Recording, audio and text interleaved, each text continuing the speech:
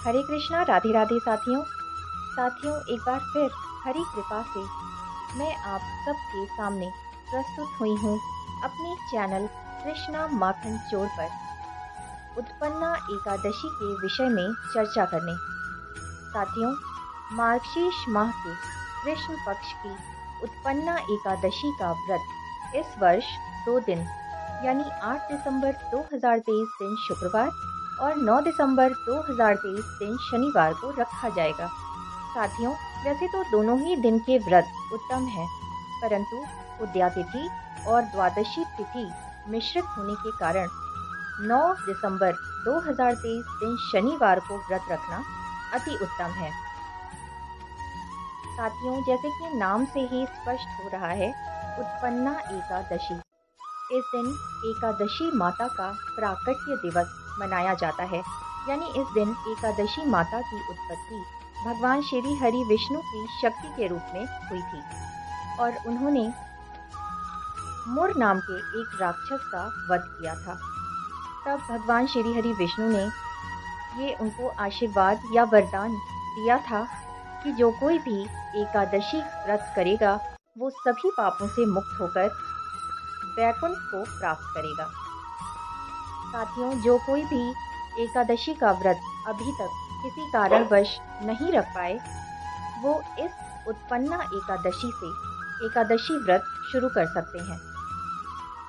साथियों, एकादशी व्रत को व्रतराज की उपाधि दी गई है।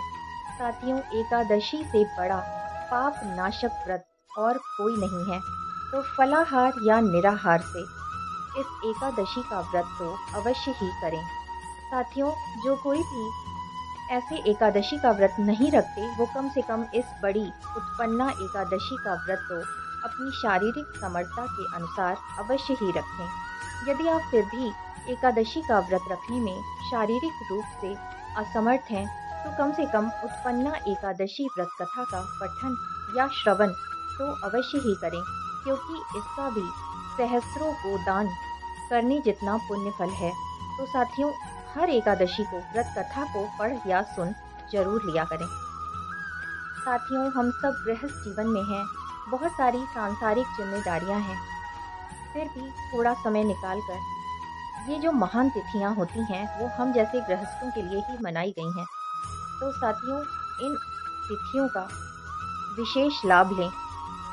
एकादशी व्रत कथा का पठन श्रवण करें, हरे कृष्णा महामंत्र का जाप करें, विष्णु सहस्त्र नाम, गीता पाठ, रामायण पाठ आप जो भी अपनी सुविधा अनुसार कर सकते हैं अवश्य ही करें, क्योंकि साथियों, अगले ही पल का भरोसा नहीं तो फिर बुढ़ापे तक का क्या भरोसा। जो भी समय हमारे पास है, हमें अपने ऊपर के बैंक बैलेंस को भी तो बढ़ाना है। यहीं के पुण्य कर्म और हरि नाम जाप हमें भगवान श्री हरि के धाम तक पहुंचाएगा। तो साथियों, इन विशेष तिथियों में कुछ ना कुछ पुण्य कर्म, हरि नाम संकीर्तन, हरि नाम जाप अवश्य ही करें। आइए साथियों, एकादशी व्रत नियमों की चर्चा कर लेते हैं। साथियों, एकादशी 3 दिन का अनुष्ठान है, यानी कि ये व्रत दशमी तिथि से शुरू हो जाता है। तो दशमी तिथि को रात्रि का भोजन शाम के 5 बजे तक हर हाल में अवश्य ही कर लें। यदि आप शाम को 5 बजे तक भोजन करने में असमर्थ हैं, तो फिर सूर्यास्त के बाद आप फलाहार ग्रहण कर सकते हैं। साथियों, फिर अगले दिन यानी एकादशी तिथि के दिन ब्रह्म मुहूर्त में उठ जाएं और नहाने के पानी में गंगा जल और काले तिल अवश्य ही मिला लें, क्योंकि किसी भी पवित्र नदी का जब आप जल मिलाते हैं तो नदी स्नान करने जितना पुण्य फल आपको प्राप्त होता है।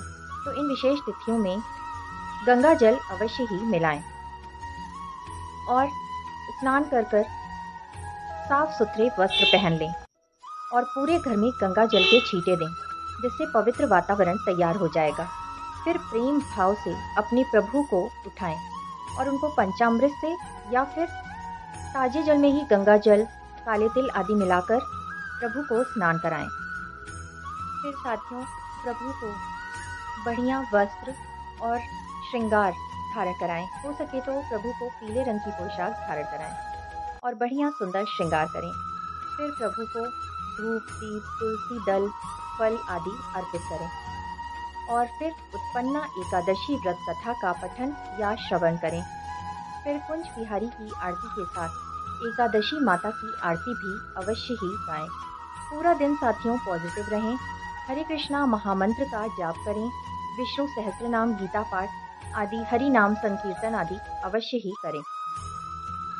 साथियों, जहाँ एकादशी तिथि में किसी भी कर्म फल का हमें 100 गुना मिलता है, वहीं द्वादशी तिथि में श्रित एकादशी करने से हमें किसी भी कर्म फल का 1000 गुना फल मिलता है साथियों। तो कोई भी ऐसे कर्म ना करें जिसका उल्टा फल हमें मिले, क्योंकि बुरे कर्मों का बुरा फल और अच्छे कर्मों का अच्छा फल मिलता है। तो एकादशी तिथि में किए गए किसी भी पुण्य कर्म का फल हमें 1000 गुना होकर मिलता है और वहीं बुरे कर्म का भी हमें 1000 गुना फल मिलेगा। तो ऐसी आपकी कोशिश रहनी चाहिए कि एक चींटी भी आपके हाथ से जानबूझकर ना मरे। साथियों, पूरा दिन श्री हरि के श्री चरणों में समर्पित करें। फिर साथियों, अगले दिन यानी द्वादशी तिथि के दिन नियत समय में पूजा पाठ करके, दान पुण्य करके अपने व्रत को खोलें। साथियों, एकादशी के विषय में डिटेल में वीडियो मेरे चैनल पर आपको मिल जाएगी, जिससे आपकी सभी समस्याओं का समाधान हो जाएगा। तो उस वीडियो को अवश्य ही देखें, जिसका लिंक मैंने डिस्क्रिप्शन बॉक्स में दे दिया है। आइए साथियों, भगवान श्री हरि के चरणों में नमन करते हुए हम उत्पन्ना एकादशी व्रत कथा को सुने।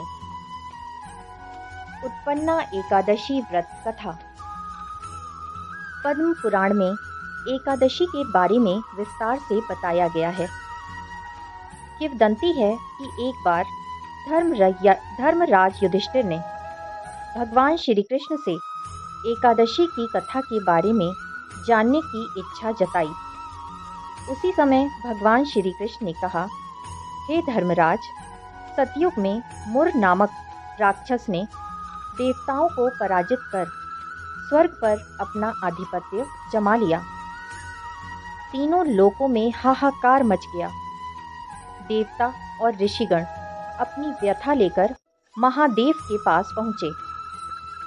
महादेव ने कहा, इस समस्या का समाधान भगवान विष्णु जी के पास है, अतः हमें उनके पास जाना होगा। तत्पश्चात सभी देवता भगवान श्री हरि विष्णु जी के पास पहुंच गए और उन्होंने भगवान श्री हरि को पूरी स्थितियों से अवगत कराया। कालांतर में भगवान श्री हरि विष्णु ने असुर मुर के सैकड़ों सेनापतियों का वध कर विश्राम हेतु बद्रिकाश्रम में चले गए। सेनापतियों के वध का समाचार सुनकर मुर अत्यंत क्रोधित होकर बद्रिकाश्रम में पहुंच गया। उस समय भगवान श्री हरि विष्णु के शरीर से एक कन्या उत्पन्न हुई। तभी कन्या और असुर मुर के मध्य भीषण युद्ध हुआ। इस युद्ध में कन्या ने असुर मुर का वध कर दिया। जब भगवान श्री हरि विष्णु निद्रा अवस्था से जागृत हुए तो कन्या के कार्य से प्रसन्न होकर कन्या को एकादशी के नाम से संबोधित किया और एकादशी तिथि को प्रिय बताया। तब देवी देवताओं ने कन्या की वंदना की। कालांतर से एकादशी के दिन भगवान श्री हरि विष्णु की पूजा उपासना की जाती है। उत्पन्ना एकादशी व्रत कथा संपूर्णम। तो साथियों, फिर से मिलेंगे मेरे चैनल कृष्णा माखन चोर पर। तब तक के लिए राधे राधे।